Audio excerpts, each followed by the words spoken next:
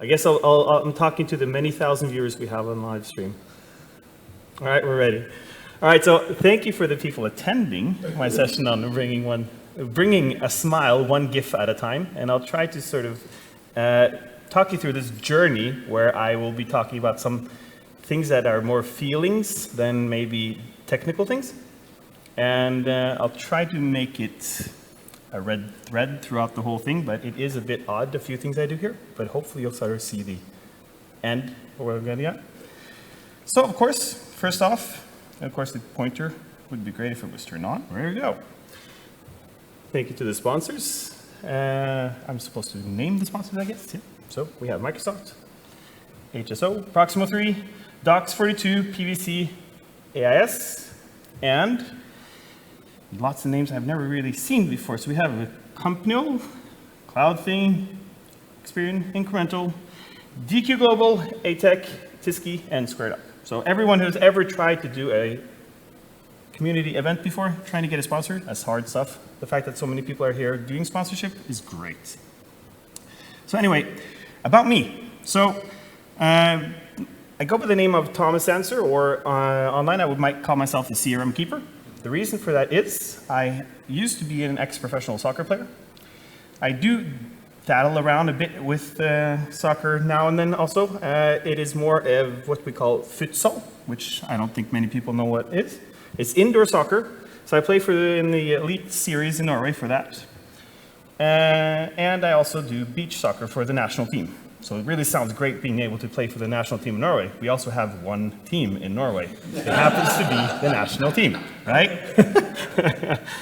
So yeah, but I was supposed to enter a quote. I'm not really a quote person, so I didn't really know what to enter. So, but I've seen a lot of good quotes here. We'll get to that eventually. And yeah, so I've been working with what I call CRM since 2007. So my first certification would be CRM 3.0. I have never actually seen the legendary 1.2, and I'm sure it's there. So actually, for the many attendees of here today, I actually need you to get your phones up and do this. I need this to be filled out. High level of participation required.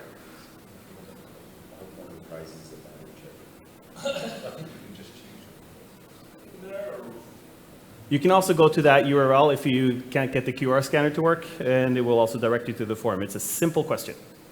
It's a singular question. It's XR keepers here.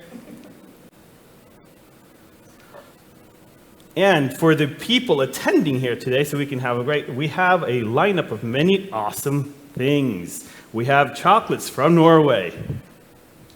We have, which has become more of a ridicule of the whole sort of gifts scenario. If anybody wants a yellow frisbee, of course the first prize of a frisbee, hello and welcome. If you want to participate in the competition, being able to win, just go onto that site and just answer that single question. You're going to be awarded pretty much something today. That's guaranteed, you get something. And my special favorite is, of course, so we have this. We have a USB speaker for whoever wants that. We have a little USB hub. And we have, for anyone who likes Legos. So Bowser in Mario, this is Chinese Lego, so it's not official Lego. This is a 2,000-piece kit. It takes at least a week to produce, mostly because the instructions are also kind of Chinese. So you're going to be guessing, and it's a 3D build of Bowser. It took me around a week. I had a lot of fun. So this is a complete Bowser set here. So this is actually, I would say, the top prize, for anyone who loves building Legos. All right. So if anyone wants to, the URL there will get you there directly. And if you need to go, I'll have the URL in the bottom of all these slides also. The URL didn't work. Crap. It worked for me. It worked, but I don't see a question. Oh. Did I forget to do that in English? So it's probably in Norwegian. Yeah. Oh, this is the actor behind this? Yes. Yes. It's just a singular question. You just answer, and you just answer. Yeah. Did you get it? All right. I'm going to go head on. So let's start off with the ultimate question that we need to get answered. GIF or GIF? GIF. GIF. GIF, because that's how the creator pronounced it. GIF, G-I-F? J-I-F? GIF. That's how the creator pronounced it. Doesn't mean it's GIF. I'm going hands up GIF. Yes. I only need hands up GIF because at least, let my next slide have a GIF. I wasn't really sure, but I know, yeah. All right, so we're doing a GIF a day keeps the doctor away. I was considering doing this whole presentation GIFs only. I'm close. I almost have GIFs only. So I'm going to talk about one of the things that is historically always been a big challenge. And I always talk about this because sales and CRM, they never go, it's like water and oil. And the reason is because the challenges that we've had since day one is that it's always being sort of a typical system you would go in to report. It's not something you feel that this is my tool. I'm looking forward to going to work tomorrow morning because I'm going to log onto my CRM and, oh, this is going to be cool, right? So we've always had that challenges with sales. And during the last few years, we noticed a difference in our organization. So I'm going to talk about what we did in our organization to try to regain some type of motivation. And I'm going to bring it a bit here and there, okay? But we all remember some words about gamification. So the general gist of gamification is that most commonly used in teams to boost motivation, which in turn boosts performance and increases revenue. It's all about, when you talk about salespeople, they always want to be happy. They want to come to work and they want to get recognition for what they're doing. That's very important for salespeople. And for some, I'd say, yeah, cover for money. But some type of recognition for the hard work they're doing. And salespeople, they do the stuff we don't want to do. They actually have to pick up the call to the customer and talk about the boring stuff because we want to deliver the technology. And some of you might even remember this great product. Once upon a time, there was a gamification in Dynamics. This was really popular for some. I never actually got to try it, but I kind of wanted to, but now it's sunset now, so it's historical. But anyway, the whole intention of a gamification product like this is to try to get competition going, because competition within sales is important. And so what we were noticing during COVID is what I call it, dispersed workers lead to lack of team feeling. Okay, so what we were seeing in the beginning of COVID is everyone being working from home, meaning that everyone has a different way of seeing work day to day. They might have things going on at home that we didn't know about. Kids basically at home, not in kindergarten, that was tough for many people. Because you were trying to be on a computer with 2 kids on your head or something like that. There were so many different scenarios that just didn't really work out. And the fact that people are not in office space physically, when we didn't have training on how to be in teams, also ended up with a situation where they're working in every direction they can. They're trying to figure out what they can do. And it's hard. And we're definitely not pulling in the same direction. But everything hit the fan once this person finally acknowledged that COVID was nothing until he said it was a worldwide pandemic. I think the term pandemic happens to be worldwide, but but the point is that's when really, COVID really hit us hard. And one thing I'm pretty sure we can agree on, whether or not you are a salesperson, slick guy, cool, funky, or if you represent the other parts, be more of a we sell ERP. One thing that I'm pretty sure that we can all agree on is this right here. Even though this is from Wolf of Wall Street, this represents a culture. Being at the company, you just made a good sale. You're getting a high five from someone. It's a mentality of being in sales. There is a culture around this. This is gone during COVID. You close the opportunity. Let's just be honest about it. You close an opportunity in CRM, it does nothing. I was kind of hoping at least something would pop up on the screen. We have a Norwegian competitor that actually has like a ching-ching sound, and also has a toilet flushing when you lose. But the point is, so they make some fun about it, right? And we have nothing. You click a button, there's no response. Nothing happens. And that's kind of like, this is what you want. You want your boss to say, hey, that boy, good job, man. And so during COVID, I'm pretty sure that we can all relate somehow to the initial states of where we were, right? A working day turned out to be quite different. We didn't really know what we were doing in the beginning. We're trying to answer the team's calls, and we're trying to do our work, and eventually we might, have a little noon naps and stuff like that. Some do things differently. But here comes this thing, the teams. So it took me a few years, actually. I would say at least maybe 2 years from the original release of Teams to understand that it was not Skype. The Teams has never been about just chat. It's been about a lot more. But it took me a long time before I actually really understood this stuff. And when this man then comes out and talks about Teams as a platform, that's kind of when my eyes started opening up, like, what does he really mean by platform? What are we really talking about here? And of course, whenever this guy says, I mean, we all have different gods here. Some have some Christian, some might have some Muslim stuff from that, but we all say that whatever he says, this is facts. This is our God when we talk in Microsoft terms, right? So if we look at the sort of thing of Teams plus Dynamics, we're talking about a Teams integration and Teams chat, and that was at this time, during COVID, this was new, the Teams chat functionality. So we already had the capability of embedding a view in CRM, and we could also embed a record in CRM, in Teams. This was fine. But new things that we were also getting during COVID, I would say they accelerated a lot because Teams becoming such an important platform, is that we suddenly saw things like chats, right? So chat's not even been talked about today. It's still in preview. It's not general availability yet. Being able to do chat dialogues from CRM into Teams. And we also have now the capabilities of actually doing calling directly from CRM via Teams to people.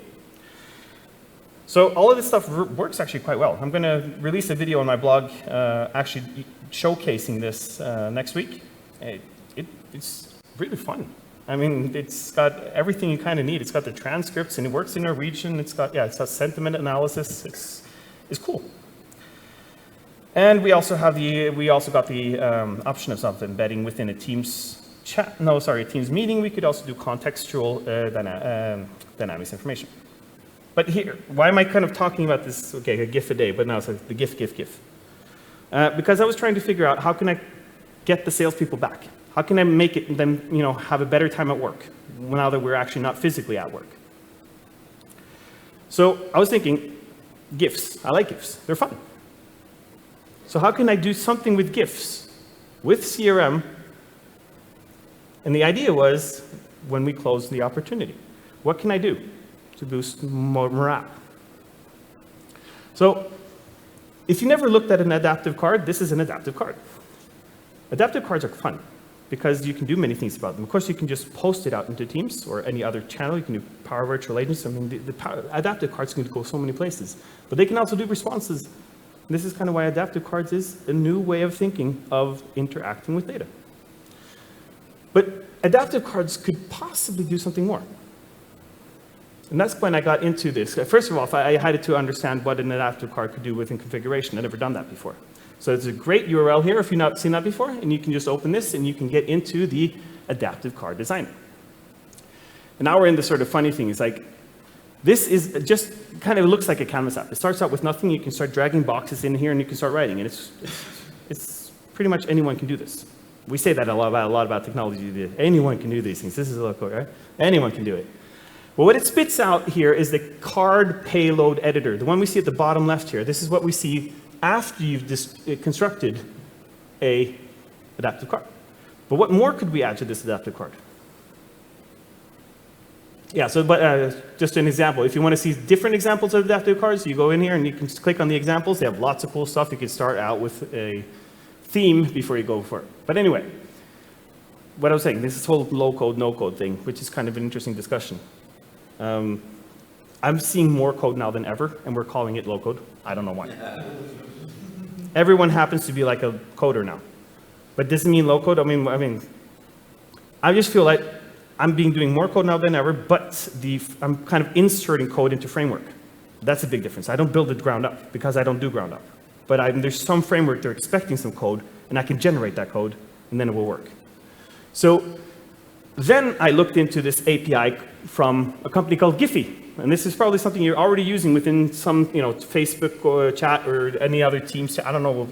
Giphy is used a lot of places. And so Giphy, you can create your own key for free and start getting GIFs if you ask it for an API. So if you don't know what an API is, it's basically a conversation. You ask it and it will respond. That's put very easily. I'm sure developers will say other things, but it's a conversation in IT. And so my idea was, what if I do something about it when the opportunity is won, I then pick up the opportunity. And I probably could have done this in a single query, and I'm sure. There's some things about the Dataverse connector I think should be better also. I get the account, I get the product, and I get the owner. But what do I do with that? Well, I also do the next thing, and this is kind of the funny thing, because I can't do development, but suddenly I have this action Power Automate that says get to this Giphy API. And I have at the end there, I set a tag equals win. That means I want something back that has a category of win. And that's pretty cool. At this point, I was happy. This is funky, right? I'm doing something, and I'm calling an API. And I was never able to do that before Power Automate. I had no idea how to call an API. I'd never done that. I can do JavaScripting in Dynamics, but that's it. I mean, that's basically just hide shows of fields and stuff like that, right? But then, oh crap. The response. What am I supposed to do with this stuff, right? As a developer, you're thinking, well, I'm just going to parse through that. Well, as a non-developer, what the fuck does parsing mean? I don't know, right? I know that I need that thing, the image URL there, I need that. But how do I get to that? Do I just say, like, go 504 characters out and just pick up whatever comes out? Well, luckily, again, this is where it was kind of cool because I learned this. Power Automate has a parse generate from sample. So again, no nothing. I just, boop, put all of it in there, and it just beautified everything for me. Again, okay, cool. Can I say, kind of did a code thing-ish developer, small time. So anyway, next thing then was bringing in the adaptive card, because I was trying to think, well, can I do something about this GIF? Now I GIF and I have adaptive card. I created an adaptive card. So I tried just actually entering the URL I got back in the adaptive card, and the results, a win alert. So what I did then was actually posting in the Teams channel for general for the whole company. I started out with sales first, but then it went over to the whole company. So whenever they win an opportunity, I get a random win GIF. These are actually quite funny, a lot of them. And they just simple things saying what we have won, who we won, so the whole organization is now a part of everything we win. We thumbs up, likes, and hearts and everything. And it's a simple thing. This does not take long to code. When you know what to do, this would take you 10 minutes. I even blogged about it. 10 minutes, you're done. You got it in your organization. And I even had one case. This is Norwegian, so the Swedes might know this, right? I got, what it says here in Norwegian is basically saying what happened to the flow, because at some point they updated their APIs and I wasn't aware of that, and it didn't work. So he had to close the sales deal. He was getting pissed at me because he didn't get his GIF up. So that was kind of cool, because that's, you don't always deliver IT solutions that you know that users are actually using. But when you get that feedback, I was happy that it wasn't working because he was using it. He was expecting it. And so, kind of getting back to the end of this talk here. So after COVID, things are not going to be the same. We are probably not the same that we were. We have all changed somehow. And getting back to work will also be, we were really seeing that. It was definitely different, right? The first weeks back to work was odd. They still are a bit odd. But one thing I think we just need to recognize is that things have become different, and we all need to respect the fact that some people like being at work, some people are introverts, some are extroverts, and we just need to sort of take care of people in whatever way we're actually getting back. And so, the end here, the winner, the real MVP. And so so right now we have like way too many MVPs here. If there weren't that many MVPs here, I was going to have a little talk about really what MVPs are. But that's also the reason why I had you guys write something about doing something good in the beginning. Because we all know that being an MVP is quite odd. We use tons and tons of hours trying to do good for others, building others up, and giving others tools to succeed. As a thank you for that, we get a Frisbee. Thank you for the Frisbee, Microsoft. That's a cool way of disposing of that Frisbee that we got. I tried to give it to my kid, but I'm not going to get it. That's turned into a boomerang. It came out to you, and now it's going back. Yeah. So anyway, what I wanted to sort of get out of this, of course, is just to sort of highlight the importance of doing good things for others. And So that's what we're going to go into, and how we're going to do it now, because I have different presents here, and for the MVPs, you don't want the MVP stuff, you can pick whatever. I'm going to pick my top picks. I'm going to go, first off, we're going to do this. We're going to, of course, say thank you for the sponsors, because that was it. We can hold off the amazing clap for afterwards, right? After we can do claps for everyone who wins a prize here. But again, thank you to the sponsors and these sponsors. And so, because I'm just going to disconnect this now, and I'm going to say who wins the different ones. So I'm just going to go into our form and check my responses, and please say that I have 7 responses. Awesome. All right, so.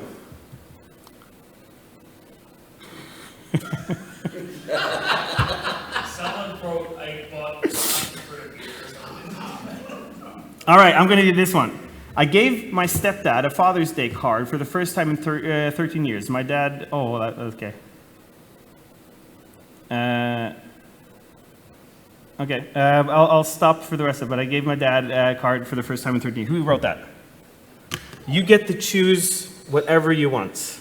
I'm sorry if I said that this last part was just a little too sad, if that's okay not to read. It's fine. Yeah? My dad died, it's okay. Yeah, okay, It was like 9 years ago. Yeah, you get to choose whatever you want here. And please, you can also take more things here. Okay, so this is a USB speaker. Okay. This is chocolate. This is Lego if you want Legos. You can take more things if you want to that we have.